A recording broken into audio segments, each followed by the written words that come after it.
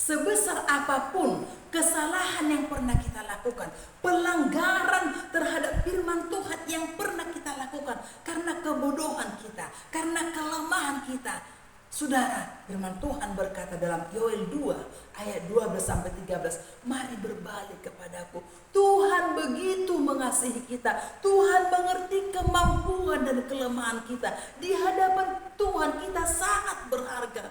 Betapa kita berbahagia menjadi pengikut Tuhan. Mari hargai firman Tuhan, hargai pengorbanan Tuhan. Berbaliklah kepada Tuhan. Saudaraku, dimanapun engkau berada, apapun yang kau alami saat ini, keterpurukan apapun yang kau alami saat ini, berbalik pada Tuhan. Yoel 2 ayat 12 dan 13 berkata, berbalik kepada Tuhan, berbalik kepada kebenaran firman Tuhan dengan menangis, dengan berdoa, dengan sungguh-sungguh, dan dengan berpuasa. Kenapa kita diajar Tuhan berpuasa? Ketika kita mengalami kesulitan, adalah dengan berpuasa kita merendahkan hati kita, mengatakan Tuhan lebih dari segala-galanya. Maka ketika Tuhan melihat ketulusan hati kita, maka Dia akan mengampuni kita. Dan kalau Tuhan sudah mengampuni kita, jangan pernah lagi kembali melakukan kesalahan yang sama. Jangan kembali lagi melakukan hal-hal yang melanggar kebenaran firman Allah. Kita harus berjuang hidup dalam kebenaran firman Tuhan. Maka pengampunan Tuhan, damai daripada Tuhan menjadi bagian kehidupan kita. Sekarang dalam keadaan dunia yang sangat jahat ini, di mana-mana susah mencari damai. Orang mencari damai tempat-tempat hiburan yang hanya sementara. Orang mencari damai dengan wisata. Tetapi kalau kita di hadapan Tuhan, beribadah sungguh-sungguh kepada Tuhan, hidup di dalam kedaulatan Tuhan, maka hati kita mengalami damai. Mungkin kita mengalami persoalan yang sangat besar.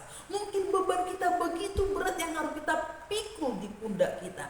Tetapi kalau damai sejahtera daripada Tuhan menguasai pikiran dan hati kita, maka sebesar apapun beban itu, Tuhan memberikan kita kekuatan. Karena Dia berkata, mari berbalik kepadaku. Karena Tuhan tahu kemampuan kita. Karena Tuhan tahu beban setiap kita. Dia berkata, berbalik. Mari mengadu kepada saya. Menangis, kata firman Tuhan. Saudara, Tuhan mengerti bahasa tetesan air mata. Mungkin mulut kita tidak pintar berkata-kata. Mungkin mulut kita tidak pandai berdoa. Tetapi ketika kita menangis di hadapan Tuhan, mencucurkan air mata, berpuasa, saudara, belajar berpuasa, itu menjadi korban yang menyenangkan hati Tuhan. Tuhan menilik kedalaman jiwa kita, bahwa kita rindu pengampunan dari Dia. Yakinlah, sebesar apapun dosa yang kita lakukan, firman Tuhan berkata, walaupun dosamu merah seperti kermisi, akan menjadi putih seperti salju. Karena apa? Tuhan mengasihi kita. Di hadapan Tuhan kita ini berharga. Tangannya terbuka kepada kita, telinganya terbuka mendengar doa kita, matanya tertuju kepada kita. Asal kita berbalik. Arti berbalik itu jangan kembali melakukan kesalahan yang pernah kita lakukan. Mari kita berjalan ke depan. Yang sudah pernah kita lakukan kesalahan-kesalahan itu, yang melanggar firman Tuhan atau menyakiti orang-orang di sekitar kita, tinggalkan itu. Berjalan ke depan, berbalik kepada Tuhan, bukan kembali kepada hal yang lama. Saudara, maka kita akan sangat berharga di mata Tuhan.